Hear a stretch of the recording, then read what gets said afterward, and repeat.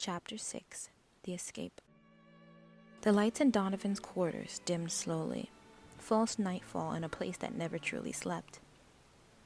But tonight wasn't about rest. It was about risk. He stood at the center of the room, fully dressed in the thin gray uniform provided by the facility, heart pounding like a war drum in his chest. His skin felt electric.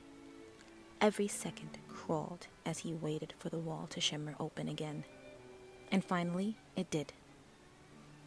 Sierra stepped through, silent as a shadow, dressed like him, but with a makeshift band around her waist loaded with stolen tech.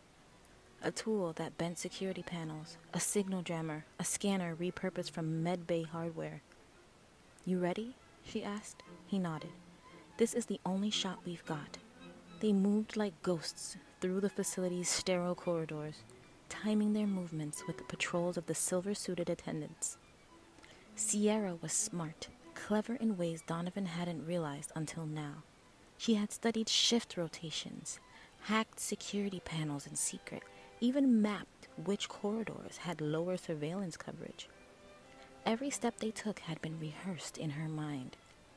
2 checkpoints passed, then 3. At the 4th, Sierra pulled a small disc from her belt and slapped it against the wall. The surface hissed, then melted away, revealing a shaft not marked on any of the touchpad maps. "This is it," she whispered.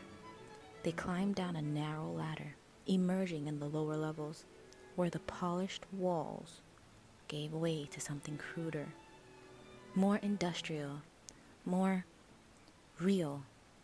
Pipes snaked across the ceilings. Condensation dripped from above. This part of the facility was hidden, unpolished, unfinished, and filled with secrets. They crept past glass chambers where unmoving bodies floated in greenish liquid. Half-formed, human-shaped figures, as if midway through some horrifying process. "These aren't the failures," Sierra murmured. "These are the prototypes."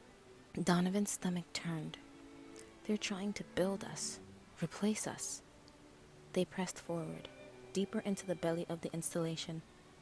Finally, they reached a sealed, bulked head, far larger than the others.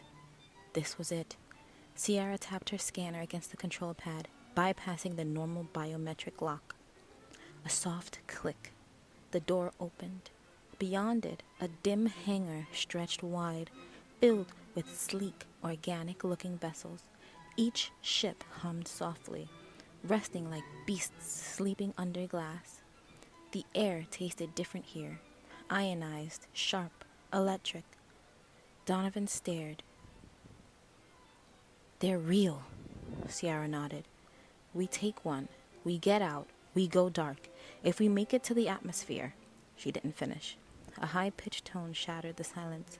Not loud, but unmistakable, like a thread of glass breaking in the air. "What was that?" Donavan asked. Sierra turned pale. "A trace. One of the doors. I tripped something." From the shadows above, figures emerged. Attendants, 4, then 6, then more. They dropped from unseen catwalks like descending angels, silent, silver, faceless. "Run!" Sierra hissed. He bolted toward the nearest ship, weaving between crates and scaffolding. Behind them, lights flashed and weapons fired. Bursts of blinding blue heat cracked the floor. Donovan's heart was hammering in his ears. He didn't know if he was screaming or if the noise was all in his head. They reached the craft. Sierra slammed her palm against the hull. "Open, damn it!" But the ship didn't respond. Its surface pulsed faintly, resisting her access. She tried again, this time jamming her stolen tool into a seam. Sparks flew. A voice filled the air, calm, resonant, terrifying. "Donavan Clark, Sierra Morales, cease movement. You are in violation of integration protocols." They turned.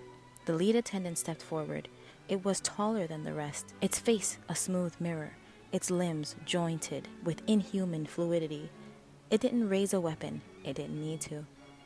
Donavan felt a pressure in his head, like something pushing inside his mind, searching. He fell to his knees, clutching his temples.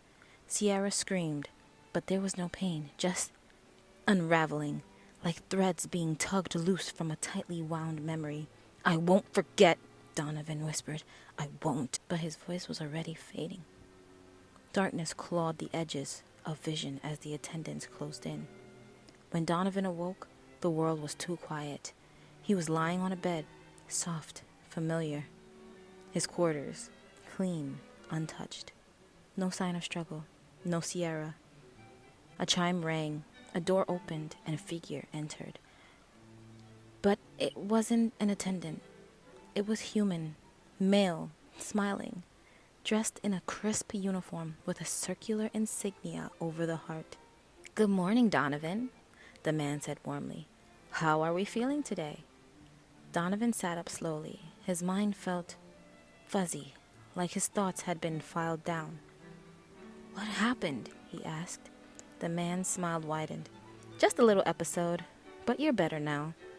Donavan tried to recall the escape, the hangar, the ships, Sierra's voice, but the memory wouldn't come into focus. It danced just out of reach, a dream slipping through his fingers. "You're progressing well," the man said, placing a hand on his shoulder. "Tomorrow, you'll begin the first stage of neural alignment. The others are waiting." Donavan opened his mouth to speak, but he didn't know what to say, or who he was supposed to be anymore.